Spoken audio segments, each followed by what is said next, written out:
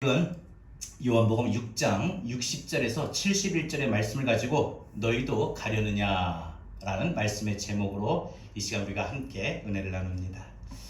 오늘 본문을 보게 되면 참으로 슬픈 이야기라고 생각이 듭니다. 예수님을 따랐던 많은 무리들이 주님의 곁을 떠나버립니다.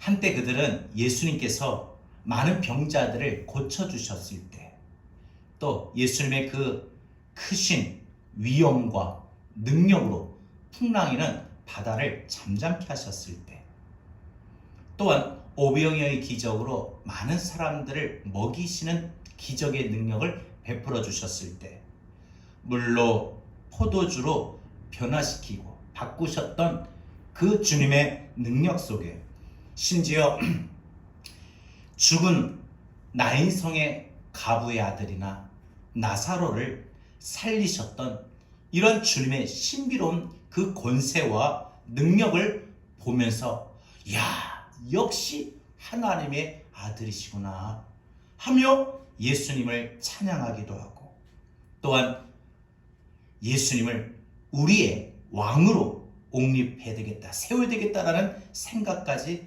가졌던 사람들이었습니다. 그런데 오늘 본문 66절을 보니 많은 사람들이 주님의 곁을 떠나고 주님과 함께 다니지 아니하더라라고 했습니다.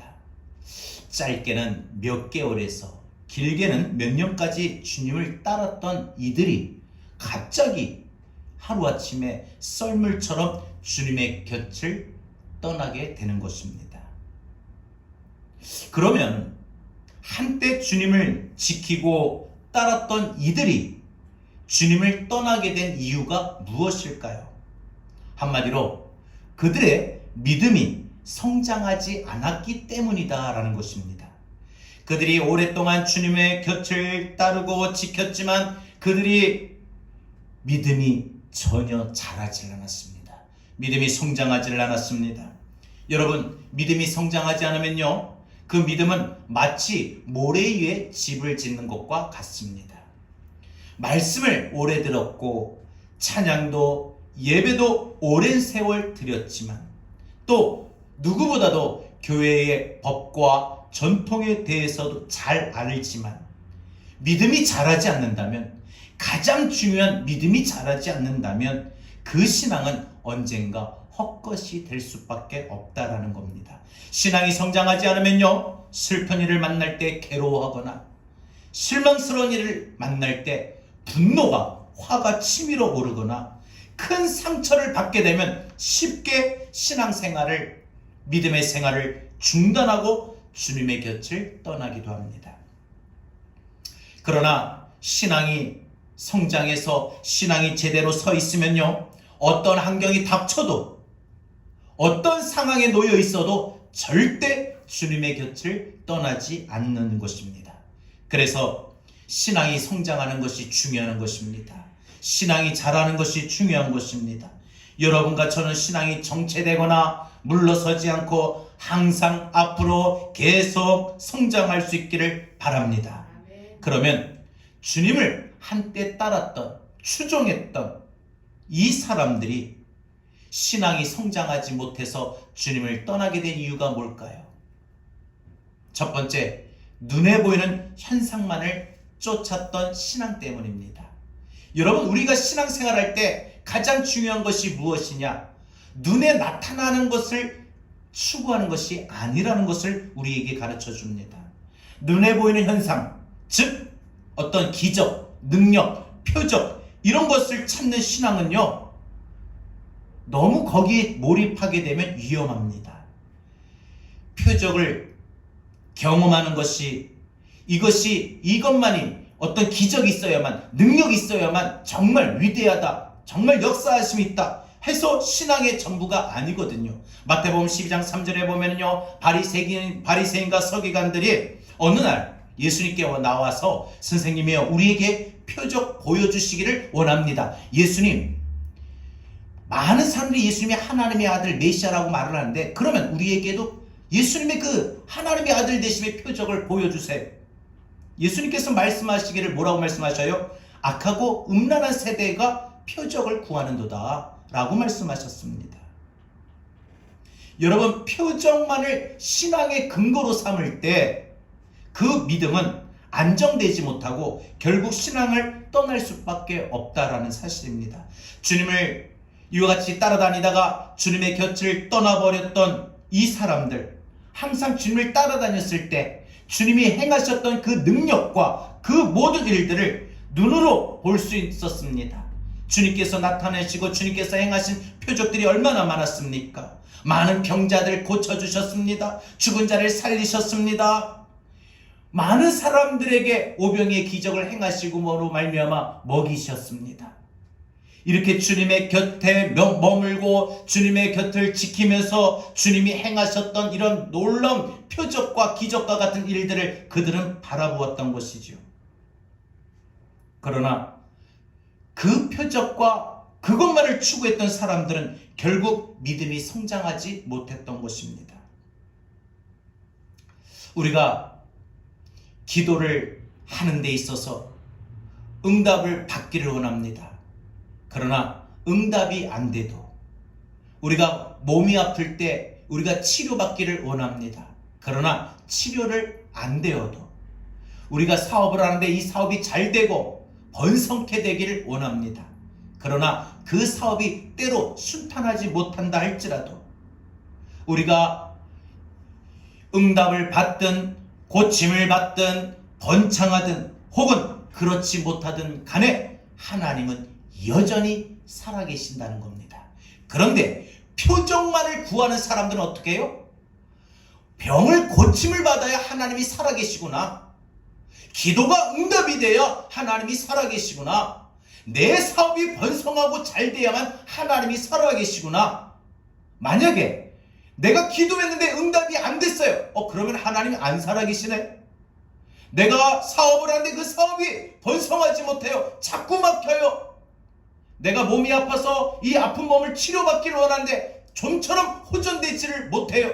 그러면 하나님이 살아계시지 않나 보다 라고 생각이 든다는 거예요. 여러분, 신앙생활은요, 그래서 눈에 보이고 나타나는 표적으로 신앙생활하는 게 아니에요. 기적이 나타난다고 해서, 능력이 나타난다고 해서 그게 다가 아니라는 거예요. 그것만 바라보는 사람은요, 그게 안 보일 때는요, 신앙생활을 중단하고 주님의 곁을 떠날 수가 있다라는 사실이죠. 여러분, 눈에 보이는 현상만을 따라가면은 신앙의 뿌리를 내리기가 어렵습니다. 또한 우리의 신앙이 자라기도 어렵습니다. 신앙이 자라지 않으니까 어려운 일이 생기면은 어떻게 합니까? 한순간에 하나님을 떠나고 교회를 떠납니다. 여러분, 물론 우리가 신앙생활하면서 하나님의 권능, 하나님의 능력, 우리 주님의 일하심, 역사하심 이런 것들과처럼 주의 능력이 나타나는, 표적을 나타내는, 기적이 나타나는 이런 것들이 때로 우리 신앙에 큰 도움이 되는 건 물론 맞습니다. 사실입니다. 그러나 표적만을, 능력만을 구하다가 믿음을 잃어버리고 주님의 곁을 떠나는 성도들도 많다라는 것입니다. 표적이 나타나지 않아도, 기적이 나타나지 않아도, 응답이 되지 않아도, 병고침을 받지 못해도, 내 사업이 번성하지 못해도 하나님은 여전히 살아계시다는 우리의 분명하고도 확고한 믿음의 정립이 필요하다는 것입니다. 그래서 우리는 어떤 상황에서도 하나님을 믿어야 되며 주 예수 그리스도를 믿어야 되는 겁니다. 예수님께서 부활하셨을 때에 다른 제자들이, 모든 제자들이 다 흥분하며 부활하신 주님을 만나 자신들의 믿음이 다 새롭게 변화받았어요. 달라졌어요. 그런데 유독 한 사람 도마만 달랐습니다. 도마는 뭐라고 말합니까? 나는 부활하신 주님의 모습을 내가 내 눈으로 직접 보고 주님이 옆구리에 찔리셨던 창자국을, 주님이 찔리셨던 그 손자국과 발자국을 내가 만져보기 전까지 나는 절대 주님이 부활했다는 사실을 믿을 수가 없다. 한마디로 뭐예요? 주님의 표적을 봐야만 내가 믿겠다. 그런데 8일 후에 주님이 도마에게 나타나셔서 말씀하십니다. 도마야, 네 손가락을 이리 내밀어 내 손을 보고 네 손을 내밀어서 내 옆구리를 넣어보라. 믿음 없는 자가 되지 말고 믿는 자가 되라 라고 말씀하셨죠. 그때서야 이 도마가 감격해서 말합니다. 진짜네. 당신은 나의 주님이시요 나의 하나님이십니다. 이렇게 표적을 보고 표적을 경험하고 나서 그때 고백을 합니다. 그러니까 주님께서 뭐라고 말씀하셔요? 재차 너는 나를 본고로 믿느냐? 보지 않고 믿는 자들은 복되도다 라고 말씀하셨던 거죠. 여러분, 하나님 앞에 복된 신앙은요, 표적을 보지 않아도, 기도응답이 안 돼도, 병고침에 호전이 안 나타나도, 내 사업이 잘 번성하지 못하고 오히려 막히고 힘들어도, 내 인생의 삶이 순탄하고 형통하지 못한다 할지라도 하나님은 여전히 살아계신 하나님이시다 라는 분명한 믿음의 고백이 오늘 이 시대에 오늘 우리 애들에게 필요하다는 것입니다. 꼭 보고야 믿습니까? 능력이 나타나야 믿습니까? 내가 병고침을 받아야 믿습니까? 내가 기도하는 거 응답 받아야 믿습니까? 지금 우리 눈앞에 아무런 표적이나 기적을 본 적이 없어도 하나님이 믿어지는 것은 하나님의 인도하심이요 하나님의 축복인 줄로 믿습니다. 보지 않고 믿는 자가 될 수 있는 저와 여러분이 되기를 바랍니다. 두 번째로, 많은 사람들이 주님을 따르는데 왜 이들이 한순간 주님을 떠나게 됐나요? 믿음이 성장하지 않았는데 그 이유는 두 번째, 마음속에 주의 말씀이 없는 신앙 때문이에요. 이 믿음이 성장하지 않는 두 번째는, 바로 신앙이 성장하지 않는 두 번째는 마음속에 주님의 말씀이 없는 신앙 때문이라는 거예요. 무엇이 없기 때문이라고요? 주님 말씀요. 여러분, 우리가 신앙 성장을 위해서, 믿음의 성장을 위해서 신앙의 체험과 하나님의 말씀이 필요합니다. 그런데 표적만, 기적만, 능력만, 권세만, 눈에 보이는 이 나타나는 현상들만이 최고라고 생각하면 우리는 신앙생활을 할 때 하나님의 말씀을 무시하기가, 외면하기가 쉽습니다. 여러분, 우리가 말씀을 모르고 신앙생활만 열심히 하면요, 신앙생활에 불균형이 옵니다. 균형을 못 맞춰요. 그러면 어떻게 돼요? 신앙생활이 안정이 되지 못해요. 좋을 때는 순탄하게 쭉쭉쭉쭉 올라가고 상승곡선을 긋고 신앙이 자라는데, 어려움을 만나게 되면 여지없이 똑똑똑똑 신앙이 떨어집니다. 좀 죄송하고 속된 표현이지만 냄비와 같은 근성이라는 그런 표현을 쓰게 됩니다. 좋을 때는 막 믿고 올라가고, 좋지 않을 때는 내려가고 합니다. 왜 그래요? 눈에 보이는 현상만 있고 말씀이 없어서 그래요.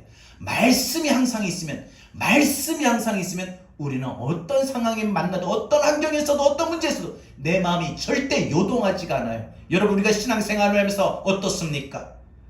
내가 걸어가는 예수의 길, 이 십자가의 길, 주님 가신 이 길을 내가 걸어가겠노라, 따라가겠노라 했지만 상황에 따라, 환경에 따라 우리가 상승곡선을 걷고 열심히 따라가기도 했지만, 때로는 상황에 따라, 환경에 따라 그 상승곡선이 하루아침에 순식간에 무너져 하얀 곡선을 그으며 순식간에 곤두박질 칠 때가 얼마나 많이 있었습니까?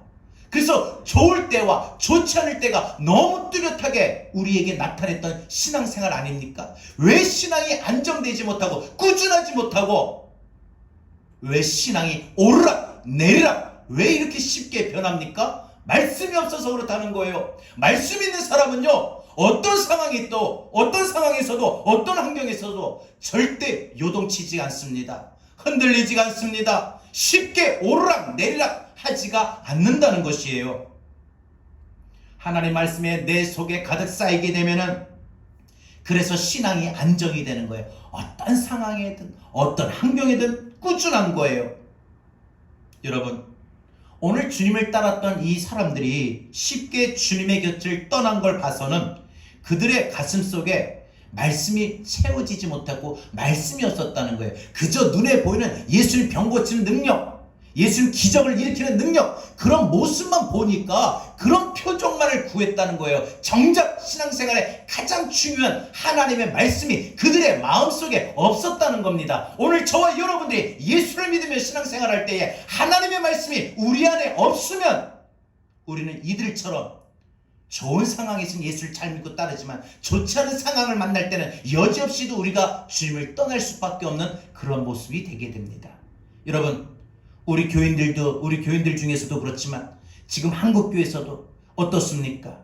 이 코로나의 상황 속에서 쉽게 주님의 곁을 떠나고 안 나온 사람들이 얼마나 많습니까? 말씀이 없기 때문입니다. 말씀이 그들의 마음속에 없기 때문에 그들이 흔들리고 요동치는 일들이 나타나게 됩니다. 여러분, 우리가 신앙생활하면서 우리가 얼마나 말씀이 중요하냐면은 주님께서도 하나님의 말씀을 매우 중요하게 여기셨는데, 우리 주님께서 광야에서 40일 금식을 하셨을 때 사단이 주님의 그 공생의 사역을 넘어뜨리게 하기 위해서 주님께 여러 가지로 시험을 가져다 주지요. 그래서 주님을 유혹하고 시험하는데, 주님이 이 사단의 유혹과 시험에 넘어갔더라면 주님의 공생의 사역도, 구원의 사역도 이룰 수가, 완성될 수가 없었을 겁니다. 그러나 우리 주님은 사단의 시험을 단호하게 물리치셨습니다. 무엇으로 물리치셨습니까? 하나님의 말씀으로 물리치신 것입니다. 주님 마음에 축적된 하나님의 말씀으로 사단의 시험과 사단의 유혹을 단호하게 물리치셨죠. 뭐라고요? 사람이 떡으로만 살 것이 아니요 하나님의 입에서 나오는 모든 말씀으로 사느니라. 여러분, 우리가 이 땅에서 살아가는 동안에 우리 삶의 근거는요, 떡이 아닙니다. 양식이 아닙니다. 보이는 화려한 부분이 아니라는 거예요. 눈에 나타나는 현상들이 아니라는 거예요. 뭐예요? 하나님의 말씀이라는 거예요. 우리의 신앙의 근거, 우리의 삶의 근거는 바로 말씀입니다. 사업을 해도 근거는 말씀입니다. 가정에서 살림을 해도 근거는 말씀입니다. 여러분이 아픈 몸을 치료받기 원한다면 근거는 말씀입니다. 여러분이 기도를 하는데 응답받기를 원한다면 근거는 말씀입니다. 오직 우리의 삶의 모든 근거, 바탕은 말씀이에요. 말씀.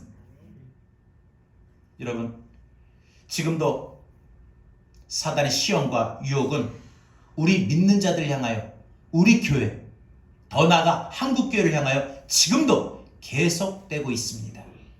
그런데 이러한 사단의 시험과 유혹 앞에 어떤 사람들은 무너지기도 하고 어떤 사람들은 이겨냅니다. 무슨 차이일까요? 왜 저 사람은 이겨내고 왜 저 사람은 이겨내지 못할까? 무슨 차이일까요? 말씀이 가슴속에 새겨진 사람이냐 아니냐, 그 차이라는 겁니다. 마음에 말씀이 있느냐 없느냐, 그 차이라는 겁니다. 따라서 유혹을 이기기도 하고 유혹 앞에 쉽게 무너지기도 하는 것입니다. 여러분, 말씀의 축적은 그래서 우리의 삶과 우리의 생명과 연결이 되는 것입니다. 베드로도 이러한 주님의 말씀의 위력을 잘 알고 있었습니다. 그래서 주님께서 이 많은 사람들이 떠날 때에 예수님께서 더 사랑하는 예수님의 12제자들에게 물어보셨죠. 너희도 가려느냐? 너희도 가려느냐? 라고 물으셨을 때 베드로가 딱 예수님 앞에 말씀드립니다. 주여, 영생의 말씀이 주께 있사오니 우리가 누구에게로 가오리까? 이것은 생명의 말씀이 주님께 있는데 우리가 절대 어떤 상황이 있어도 주님을 떠날 수가 없습니다. 베드로는 주님의 그 말씀의 위력과 말씀의 권세와 말씀의 능력을 너무나도 잘 알고 있었습니다. 그래서 말씀을 떠나면 내가 죽는다, 난 말씀을 떠날 수 없다, 이렇게 답변했던 것입니다. 보십시오. 사람들을 위로하거나 격려하셨을 때도 주님께서는 언제나 말씀을 통해서 많은 사람들을 위로하시고 격려하셨어요. 여러분, 예수님께서 산상수훈을 통해서 말씀하셨을 때 한번 떠올려 보십시오. 심령이 가난한 자는 복이 있나니 천국이 저희 것이며 애통하는 자는 복이 있나니 저들이 위로를 받을 것이며 온유한 자는 복이 있나니 저들이 땅을 기업으로 받을 것이며 등등등, 이런 팔복에 있는 말씀. 주님의 말씀이 강팍하고 거칠고 상처받은 인간의 마음을 부드럽게 만들어주고 마음의 평안을 주고 위로를 주고 힘을 주었던 게 말씀이라는 거예요. 여러분, 힘들고 외로울 때, 지칠 때, 아플 때, 분노가 치밀어 오를 때, 힘들 때, 좌절될 때, 절망될 때, 무너질 때 우리에게 가장 필요한 것은 주의 말씀입니다. 주의 말씀입니다. 여러분, 그래서 마음이 상당히 힘들 때 말씀 많이 보세요. 말씀을 많이 보세요. 그러면 그 말씀이 우리에게 평안을 가져다 주고 위로를 가져다 주고 소망을 가져다 주고 새 힘을 가져다 주고 더 나아가 능력을 우리에게 가져다 줍니다. 여러분, 하나님의 말씀을 가까이 하는 사람이 그래서 하나님의 위로를 받는다고 했습니다. 여러분 인생 속에 여러분 찬양도 많이 듣고 부르고 기도도 많이 하지만 가장 필요한 건 하나님의 말씀입니다. 하나님의 말씀입니다. 하나님의 말씀을 내 마음에 많이 축적하려면 쌓으려면 설교 시간 잘 듣고 성경도 많이 보시고 많이 암송하시고 더 나아가 필사도 하시고 성경 공부도 하시고 이렇게 우리가 말씀을 내 안에 내 마음속에 많이 쌓아놓는 일들이 가장 중요해요. 그것은 여러분 이 말씀은요 가장 비유적으로 표현하면 우리가 힘들고 어렵지만 그래도 쪼개서 적금을 붓는 거예요. 그러면 가장 우리 인생에 나중에 필요할 때 가장 목돈이 필요할 때 가장 물질이 어떤 자금이 융통이 필요할 때 그때 적금을 둔 사람과 그렇지 않는 사람은 쉽게 찾을 수 있고 쉽게 찾지 못하고 그 차이가 있는 게 바로 이 말씀이라는 거예요. 우리에게 인생 살면서 위급함이 닥치죠. 사업을 통해서 가정을 통해서 자녀들 양육하는 데 있어서 직장 생활하면서 심지어 집에서 이제 뭐 여러 가지 일들에 우리 인생에 위급함이 닥칠 때 이겨내도록 축복하는 것도 뭐예요? 한 주님의 말씀입니다. 여러분 인생에 위급함 당할 때 있을 겁니다. 그때마다 말씀이 가슴에 축적이 된 사람은 이겨요. 그 위급함을 이겨요. 여러분 갈릴리 가나 혼인잔치에 포도주가 떨어졌습니다. 이 포도주는 많은 이 하객들에게 대접할 수 있는 물이자 음료이자 이런 가장 중요한 것이었는데 이 포도주가 떨어져서 이 잔치 자리에 이게 흥이 깨집니다. 그럴 때 이 주님이 하인에게 말씀하십니다. 물동이 6개에 물을 가득 부어라. 이 포도주가 떨어진 이 항아리에 이 물을 붓는 거라. 대신 하인들은 포도주가 떨어진 상황에서 다소 엉뚱한 말씀을 하시는 주님의 말씀을 이해가 안 갔지만 그들이 주님이 하라고 하시니까 그 말씀대로 그 항아리에 포도주가 아닌 물을 계속 채워놓습니다. 아구까지 채웠다고 했어요.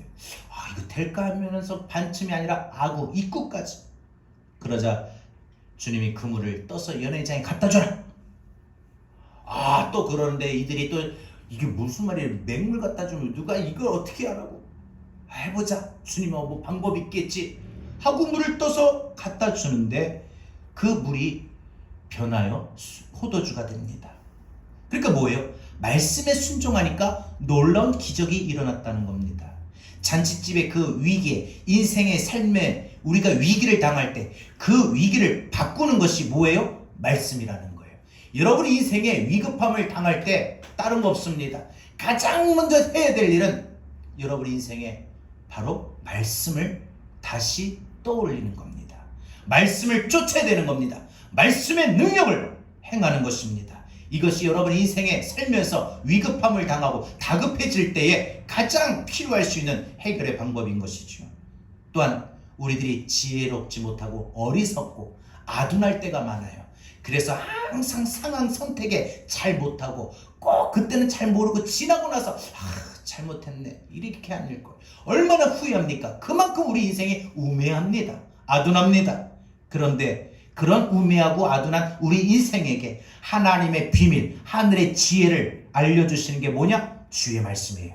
그래서 학생들은 특별히 하나님의 경외하는 방법 중에 한 가지이기도 한 하나님의 말씀을 늘 읽고 묵상해야만 그 말씀이 학생들에게 지혜를 주는 거예요. 학생들뿐입니까? 지식뿐입니까? 우리도 삶 속에서 지혜가 없어서 얼마나 우리 인생에 후회되는 인생을 얼마나 많이 나타납니까? 여러분이 좀 지혜로웠으면 그 상황 선택을 잘 하셨을 거예요. 내가 그때 그거만 안 하고 차라리 다른 거 했었으면, 다른 선택했었으면 이렇게 내가 땅을 치고 후회하지 않을 텐데. 할 때 얼마나 많습니까? 저도 그래요. 우리 인생이 다 그렇다는 거예요. 그런데 하나님의 말씀이 늘 우리 안에 가득 찬 사람은요, 그런 지혜와 그런 분별력이 우리에게 나타나는 거예요. 우매한 인생을 깨닫게 해줍니다. 우매하고 아둔한 인생에게 지혜를 가져다 줍니다. 여러분, 우리 주님께서 내 아버지 집에는 거할 곳이 많도다. 내가 가서 너희를 위하여 처소를 예비하고 다시 와서 너희를 나 있는 곳에 데려가리라. 천국을 바라보며 살게 하시고 천국의 소망을 말씀하시고 천국으로 인도하시는 것이 주님의 말씀이었습니다. 말씀을 듣지 못하고 깨닫지 못하면 구원의 길도 알지 못합니다. 그래서 로마서 10장 17절 성경 우리에게 이렇게 말합니다. 믿음은 들음에서 나며 들음은 그리스도의 말씀으로 말미암느니라. 여러분, 하나님의 말씀, 주의 말씀을 들을 때 믿음이 생기고 자라는 것입니다. 믿음은 말씀을 들음으로 인하여 생겨나는 것이고 결국 구원도 영생도 얻게 되는 것이 말씀이라는 것입니다. 베드로가 3년 동안 주님의 곁을 있으면서 이 주의 말씀의 능력이 얼마나 우리에게 필요한지 위력을 잘 알았기 때문에 영생의 말씀이 여기 있으니 내가 누구에게 가겠습니까? 이렇게 대답한 것 아니겠습니까? 사랑하는 여러분, 주님의 말씀은 우리에게 인생을 살면서 위험을 피할 수 있는 지혜를 가져다 줍니다. 힘들고 어렵고 지치고 상하고 찢길 때 우리 마음에 평안과 위로를 가져다 줍니다. 우리 인생의 건강, 자녀, 사업, 우리 인생의 모든 문제를 해결할 수 있는 축복을 경험하게 합니다. 우리가 저 천국 가는 그 길을 중도에 포기하지 않냐고 멈추지 않냐고 쉬지 않냐고 끝까지 예수의 길을 따라감으로 저 천국에 이룰 수 있는 생명의 길로 인도할 수 있는 것도 말씀입니다. 하나님은 우리가 이 놀라운 주의 말씀을 더욱 귀하게 여기기를 원하셔요. 그래서 주의 말씀을 듣는 것이 내 마음에 너무나도 달고 귀하고 소중한 것으로 여겨야 됩니다. 사람이 인생 살면서 자기가 가장 귀하고 소중한 것 아끼게 마련해요. 아무리 힘이 들어도 오게 됩니다. 여러분, 사람들이요, 이따금씩 길을 가면은 많은 사람들이 길거리에 줄을 쭉 서서 있어요. 왜 저렇게 서 있나 했더니 맛집이래. 맛있는 집이라고 소문이 나면 멀리서도 와요. 멀리서도 오고 몇 시간씩 기다려서도 줄을 서서라도 꼭 그 음식을 먹으려고 해요. 왜 그럽니까? 그 음식이 맛있다는 걸 알고 경험하기 위해서죠. 여러분, 우리 인생이 무엇이 소중하고 귀중한 것인가를 알면은 그것에 대해서 귀하게 여깁니다. 말씀입니다. 말씀을 듣고 읽고 묵상하고 암송하고 필사하는데 시간을 많이 투자하십시오. 여러분의 인생에 놀라운 일들이 일어날 것입니다. 이것이 우리 신앙의 성장의 방법이고 이것이 우리가 주님의 곁을 떠나지 않고 우리 신앙을 지킬 수 있는 방법이 대안이 되는 것입니다. 마지막 세 번째로 많은 사람들이 주님을 떠나게 된 이유가 무엇입니까? 그들이 신앙의 성장이 자라지 않아서 그런데 어떤 것입니까? 세 번째, 주님과의 친밀한 관계가 맺어지지 못한 신앙의 모습 때문이라는 거예요. 주님과의 관계가 친밀해야 됩니다. 여러분과 신앙생활할 때는 주님과의 관계가 상당히 중요합니다. 여러분, 인생이 아무리 고달파도 주님이 우리가 믿음의 생활에서 이탈하지 않냐고 십자가의 길, 주님의 길을, 예수의 길을 떠나지 않는 사람들이 누구냐? 바로 그것은 주님과 친밀한 관계가 맺어진 사람들, 주님과 교통함이 있는 사람들이에요. 여러분, 우리 교회도 어떤 사람들이 끝까지 교회 자리를 지킵니까? 바로 주님과의 친밀한 관계가 있는 사람들, 교회와 친밀한 관계가 있는 사람, 또 또한 주의 종과 친밀한 관계가 있는 사람, 성도 간에 친밀한 관계가 있는 사람이죠. 이런 사람들은 어떤 어려움이 와도 절대 주님이 떠나지 않습니다. 교회를 떠나지 않습니다. 오늘 본문에서도 주님을 떠난 사람들은 눈에 보이는 현상만을 쫓아다녔고, 그들은 주님의 말씀을 가슴속에 마음속에 새기고 두지 않았고, 결국은 주님과 아무런 관계를 맺지 못해서입니다. 주님을 정작 따라다녔지만 주님과 관계가 없어요. 여러분, 주님을 믿고 따르는 데 있어서 누구보다도 주님과 친밀해야 돼요. 친해야 돼요. 우리 예전에 학교 다닐 때 보면 한 반에 학생이 60명이었습니다. 그죠? 근데 그 60명이 그 1학년 1반에 60명이 있어요. 그 60명이 1학년 1반이지만 다 친하진 않아요. 걔 중에 친한 애들이 있어요. 2, 3명, 4명. 그러면 걔 중에 친한 애들은 항상 밥 먹어도 같이 먹고, 같이 학교 등교하고, 같이 학교 마치고 집에 가고, 같이 이야기하고, 같이 고민을 나누고 합니다. 60명이 다 있는데 나머지 56명, 55명은 뭐겁니까? 분명 1학년 1반인데, 그런 것처럼 우리가 예수를 믿어도 다 하나님의 자녀가 되고 성도가 되었지만 유독 하나님 자녀 중에서도, 성도들 중에서도 주님과 친밀한 사람이 있습니다. 저는 우리 교회 성도님들이 누구보다도, 어떤 그리스도인들보다도, 어떤 성도들보다도 주님과 친밀한 관계가 될 수 있기를 바랍니다. 주님과의 친밀한 관계가 되면요, 절대 주님 안 떠나요. 아니, 못 떠나요. 친한데. 여러분, 저하고 친하십니까? 친하죠? 우리 권사님들, 집사님들 저하고 친하죠? 예, 그러면 안 떠납니다. 교회를 안 떠나요. 안 친하니까 떠나는 거예요. 맞잖아요. 이거는 교회뿐만 아니라 세상에서도 마찬가지. 친하면 어떻게 해요? 나 좀 이 보험 좀 들어주라면 친하니까 들어주는 거예요. 안 친하면 어떻게 해요? 내가 뭐 이렇게 하고 싶은데 내가 지금 보험이 벌써 몇 개가 더 있어. 핑계를 대죠. 친하면 거절 못합니다. 외면 못합니다. 주님과의 신앙도 우리가 주님을 끝까지 떠나지 않고 십자가의 길, 예수의 길을 끝까지 걸어가려면 누구보다도 주님과 친해야 돼요. 하나님의 자녀가 된 것으로 만족하지 마시고, 여러분 인생에, 여러분 신앙생활에 유독 주님과의 영적 교통을 많이 나누세요. 누구보다 더 주님 앞에 나와 기도하고 말씀 보고 찬양하고 주님과의 영적 교통을 많이 나눠 누구보다도 주님 앞에 친밀함을 많이 맺으세요. 그래서 보니까 같은 1학년 1반 60명이 학교 등교하는데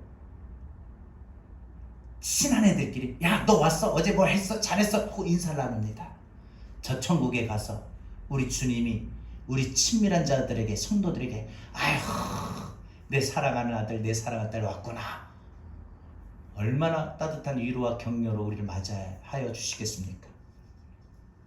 오늘 본문에서 주님을 떠난 사람들은요, 눈에 보이는 현상만을 따라다녔고 주님의 말씀이 그들 마음속에 없었기 때문이며, 그로 인하여 그들은 주님과의 아무런 관계가 없었어요. 그냥 주님을 믿고 따랐던 사람들 뿐이지 주님과 유독 친밀함이 없었다는 거예요. 그래서 신앙이 자라지 않았고 결국 껍데기 신앙으로 전락하여 결국 그들이 한순간 주님을 떠나게 된 겁니다.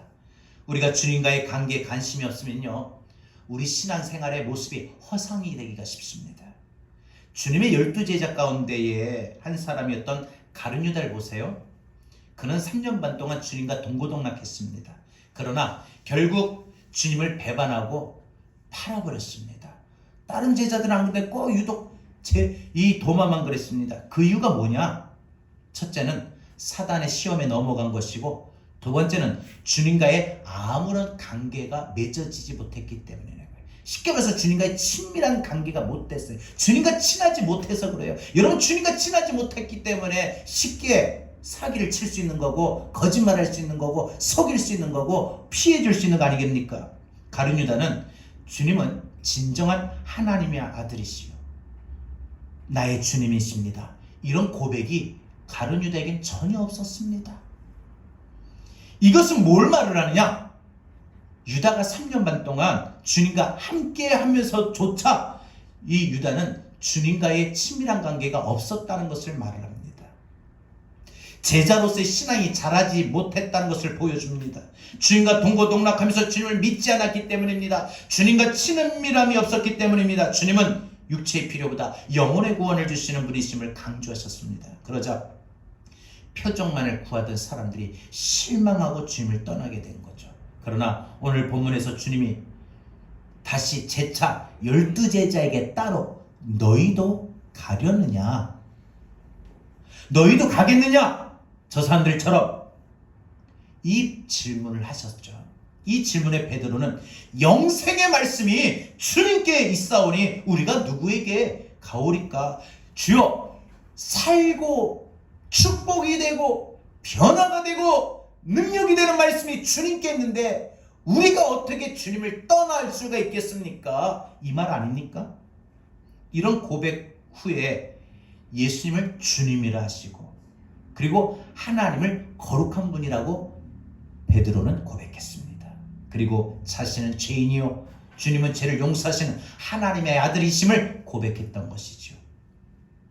여러분, 베드로에게 이 주님은 죽은 자 가운데서 살아나신 분이요 또 생명길로 인도하시는 분이요 또한 구원을 주시는 분이요, 이런 걸 깨달음으로써 베드로는 주님과 분명하게 더 내가 친해야 되겠다, 친밀해야 되겠다, 가까이 되겠다 라고 생각해서 주님과 유독 가까운 관계를 맺었던 거죠. 여러분, 우리는 죄인이지만 우리 죄를 용서하시고 구원하신 주님과의 관계가 형성이 되었기 때문에 베드로는 주님을 떠나지 않았습니다. 더욱 신실하고 충성된 종이 되었던 것이지요. 고난이 닥쳐도, 슬픔이 닥쳐도, 실망스러운 일이 닥쳐도 베드로의 신앙은 더욱더 신실해졌던 겁니다. 그리고 훗날 자신의 생명을 주님을 위해서 기꺼이 바쳤던 것이죠. 사랑하는 여러분, 주님과의 관계가 확실하게 형성이 될 때 우리는 주님께 끝까지 충성할 수 있어요. 교회를 나오다가 안 나오시는 분들, 예수를 믿다가 예수를 믿는 것을 중단한 분들, 아니 그분들은 이미 교회 밖으로 빠져나간 아웃사이더가 되셨다라면, 심지어 아직까지도 교회 안에 계신 인사이더에 있는 분들이, 주님 안에 있는데도 주님과의 교통이 없는 사람들. 여러분, 우리가 오늘 이 말씀을 붙들고 우리 신앙생활에 다시 한번 새롭게 좀 바라볼 수 있는 그런 시간이 되길 바랍니다. 주님 말씀하셨죠. 나는 포도나무요 너희는 가지니 너희가 나를 떠나서는 아무것도 할 수 없느니라. 아무 열매를 맺을 수 없느니라. 여러분, 우리가 주님을 떠나서는 아무 열매가 없어요. 주님을 떠나서는 아무 열매가 없어요. 여러분, 이것이 몇 가지 의미를 말하는 줄 아세요? 예수 밖으로 나가면 구원의 길에서 이탈하고 보면 구원도 없다, 은혜도 없다, 평안도 없다. 예수 안에 있어야 된다는 걸 말이죠. 신앙이 안에 있어야 된다는 걸 말이죠. 동시에 우리 마음속에 늘 예수님을 모시고 사는 삶을 또한 말하기도 합니다. 우리의 믿음이 주님과의 관계가 확실하게 연결되지 않으면 우리 신앙이 깊어지고 믿음이 열매가 맺지 못합니다. 눈에 보이는 현상만을 쫓지 아니하고 오직 말씀을 우리 가슴속에 마음속에 채워서 주님과의 더 누구보다도 친밀한 관계를 맺어야 우리가 어려운 일이 있어도, 힘들고 지친 일이 있어도 끝까지 주님을 떠나지 않고, 주님을 배반하지 않고, 교회를 떠나지 않고 자기의 자리를 지키게 될 수 있습니다.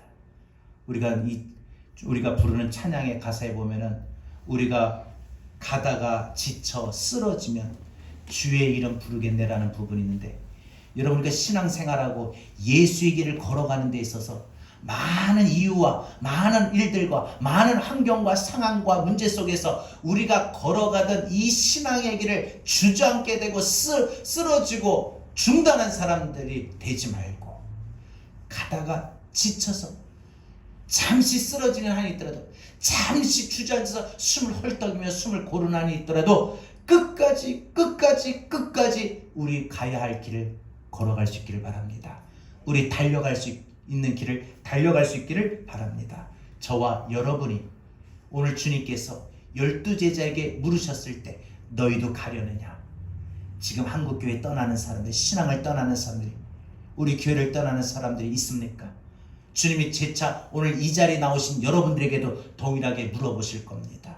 너희도 가려느냐? 너희도 코로나 상황 앞에 하나님의 보좌 앞으로 나오는 것을 그만두고 멈출 거냐? 주님, 영생의 말씀이 여기 주님께 있는데 내가 누구에게 가겠습니까? 나 절대 안 갑니다. 나 주님 꼭 따라갈 겁니다. 내가 살다가 지쳐 쓰러져도, 내가 가다가 지쳐 쓰러지는 한이 있다 할지라도 절대 내 주님 떠나지 않겠습니다. 내가 내 섬기는 교회 떠나지 않겠습니다. 내가 우리 목사님 동역하는 거 절대 놓치지 않겠습니다. 이런 믿음의 고백과 다짐을 오늘 이 시간 저와 여러분이 할 때 우리 걸어가는 신앙의 길은 든든하게 세워질 줄로 믿습니다. 오 주님 나를 붙드시면, 우리 함께 찬양하겠습니다. 1절 2절만 하겠습니다. 우리 가사 한 절 한 절 우리 믿음으로 오늘 말씀 생각하면서 고백하고 부릅시다. 오 주님 나를 붙드시면, 오 주님 나를 붙드시며, 그때마다 내 영이 소생하리.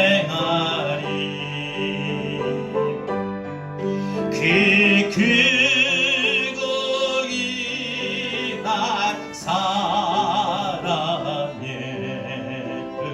갈 길을 주네. 주님이 가신 골고다 언덕에 주님이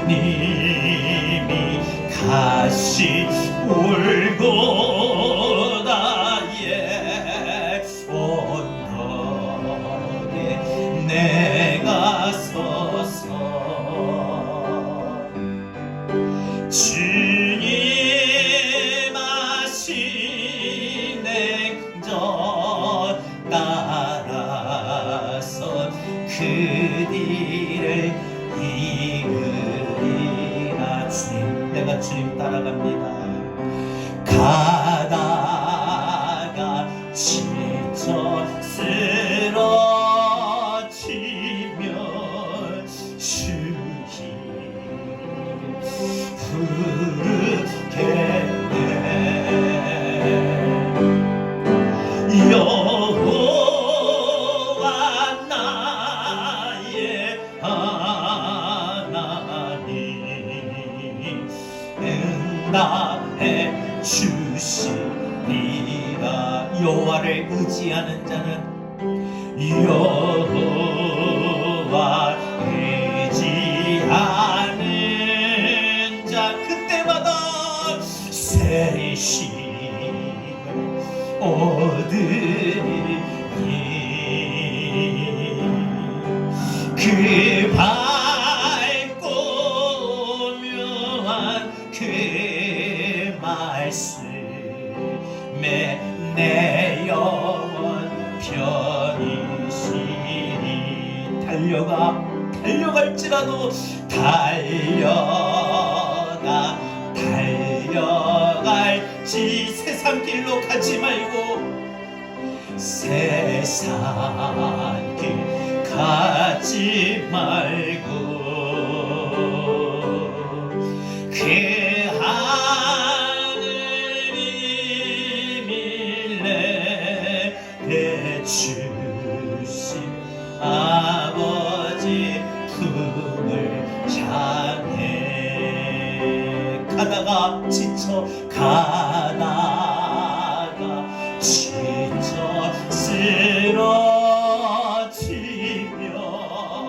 주님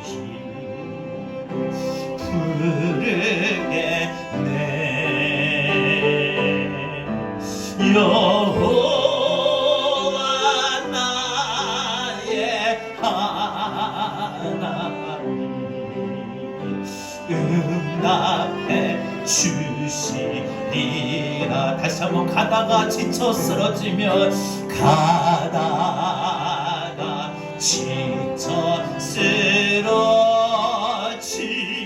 그때마다 주시 부르겠네. 여호와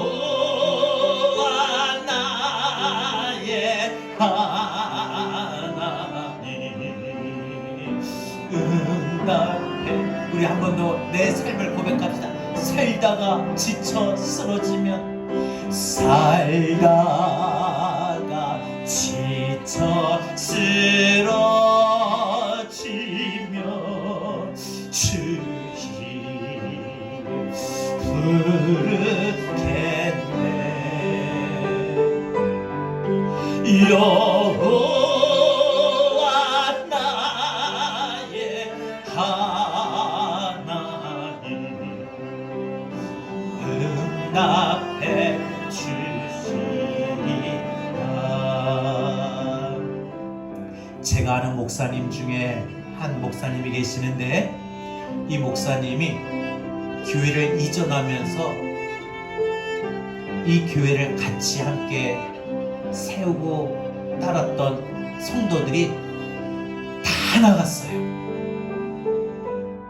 이 목사님하고 사모님하고 가족들만 남아서 예배를 드리는데, 이 찬양을 부르는데 그 이야기를 제가 들을 때 이 찬양의 가사에 그 의미를 깨닫겠더라고요. 여러분, 우리 신앙의 길 걸어가고 있어요. 예수의 길을 걸어가고 있어요. 근데 이 길이 우리 그냥 쉽게 순탄하고 평탄한 줄 알았는데, 제가 우리 교회 성도들 보고 한국교회 성도들 보니까 그렇지 않은 것 같아요. 베드로처럼 영생의 말씀이 주님께 있는데 내가 누구에게 가겠습니까? 라고 고백하는 믿음 있는 사람들이 얼마나 있을까 생각이 듭니다. 또 우리 인생을 가만히 보면 참 모든 게 만만한 게 없는 것 같아요. 자녀를 키우면서도, 엄마의 자리에 있으면서, 아빠의 자리에 있으면서, 학생의 자리에 있으면서, 직장 생활하면서 참 아무도 몰라줘요. 내 가까운 가족들마저, 내 식구들마저도 내 마음을 몰라요. 참 사는데 너무나도 힘들고 외롭고 좌절돼요. 그때마다 살다가 내가 살아가는 도중에 많은 일들로 지쳐 쓰러질 때마다, 여러분 꼭 그때 주님 한마디만 불러보세요. 우리 주님이 우리 그 마음을 아시고 위로해 주시고 힘 주시고 붙들어 주실 겁니다. 응답해 주실 겁니다. 우리 가야 하는 이 길, 사는 이 길 지쳐 쓰러질 때마다 주님 붙잡길 바랍니다. 2절 다시 한번 하나님을 의지합시다. 여호와 의지하는 자, 그때마다 우리에게 새시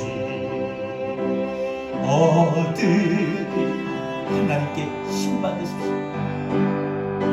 그 밝고 오묘한 그 말씀에 내 영혼 편히 달려갈지라도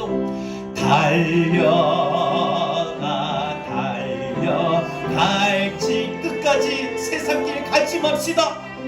세상 길 가지 말, 우리 영생의 길, 예수의 길 꼭 갑시다. 그 안을 피비 내게 주신 아버지 품을 향해, 우리 믿음으로 뜨겁게 고백할까요?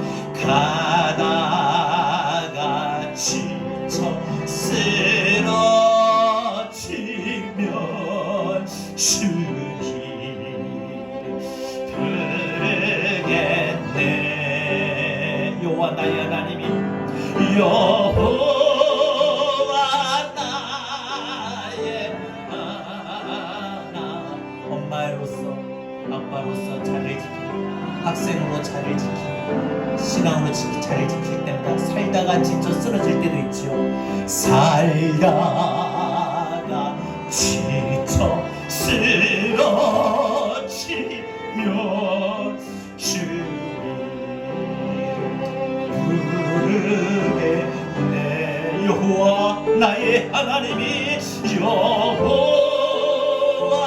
나의 하나님 그때마다 우리에게 응답해 주시리라. 살다가 지쳐 쓰러지면 살다가 지쳐 쓰러지면 주를 부르겠네. 여호와 나의 응답해 주시리라. 지금 우리 교회뿐 아니라 한국교회에 많은 사람들이 오늘 본문 말씀에 나오는 무리들처럼 예수님을 따르다가 예수님을 떠나버린 사람 많습니다. 그러나 우리가 가다가 지쳐 쓰러지는 한이 있다 할지라도 끝까지 이 영생의 길, 예수의 길 내가 끝까지 걸어가겠습니다. 네, 우리 목사님 꼭 옆에 붙들어서 우리 제자교회 끝까지 섬기겠습니다. 내 믿음 끝까지 지키겠습니다. 여러분, 또 여러분 인생 삶 속에서 엄마의 자리를 지키다가 또 아빠의 자리를 지키다가 또 학생들은 학생의 자리를 지키며 공부하는 도중에 진로를 향해 걸어가는 도중에 직장 생활하면서 하루하루의 삶이 파김치가 되며 몸과 마음이 지쳐 쓰러지며 정말 하루하루 살다가 쓰러질 때마다 주님 이름 부릅시다. 주님의 위로를 받읍시다. 주님께 세임을 받읍시다. 오늘 주신 말씀 붙들고 끝까지 이 길 가겠습니다. 우리 다 같이 함께 주의 말씀을 들고 기도하겠습니다. 사랑의 주님 감사합니다. 오늘 이 시간 우리에게 귀한 말씀을 주셔서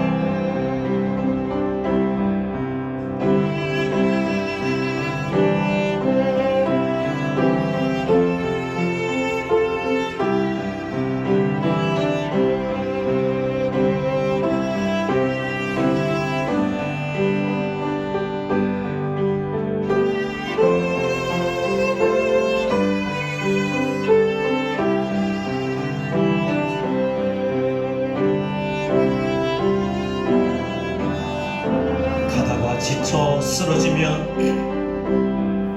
가다가 지쳐 쓰러지면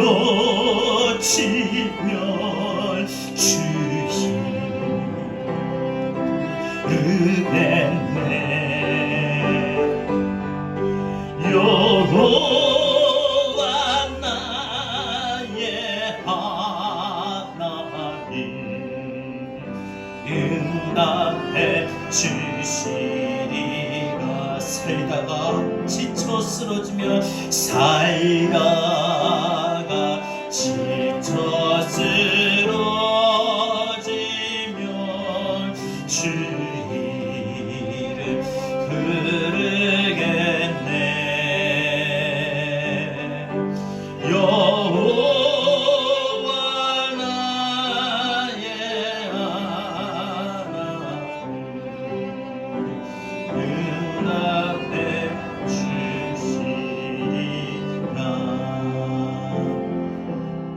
사랑의 주님, 우리가 예수 믿고 걸어가는 이 신앙의 길, 예수의 길에 끝까지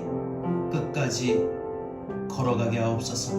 가다가 지쳐 쓰러질 때마다 주의 이름 불러 주님 의지해서 세임 얻고 능력 받고 위로와 용기 얻고 끝까지 우리의 이 구원의 길 놓치지 않고 이탈하지 아니하고 세상 길로 가지 말고 끝까지 믿음의 길 걷게 하여 주옵소서.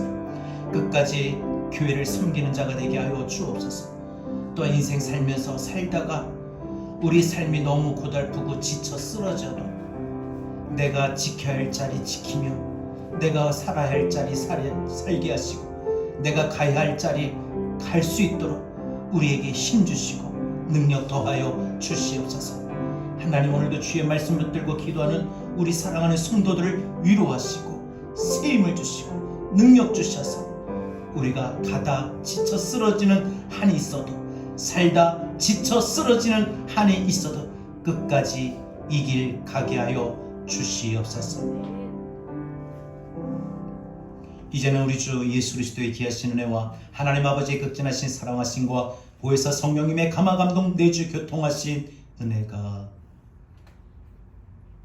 많은 사람들이 예수님을 떠나고 교회를 떠나는 그 광경 속에 너희도 가려느냐? 영생의 말씀이 여기 계시면 내가 누구에게 가겠습니까? 이런 믿음의 고백을 하며 끝까지 주님을 따르며 우리 신앙의 삶을 끝까지 걷겠노라. 또한 살다가 지쳐 쓰러지지만 다시 힘내서 살아보겠노라. 다짐하는, 결단하는 우리 사랑하는 모든 성도들 머리 위에 우리 한국교회와 우리 교회의 모든 성도들, 또한 이 나라 이 민족 위에 전 세계 열방 위에까지 이제로부터 영원토록 함께 있을지어다. 아멘.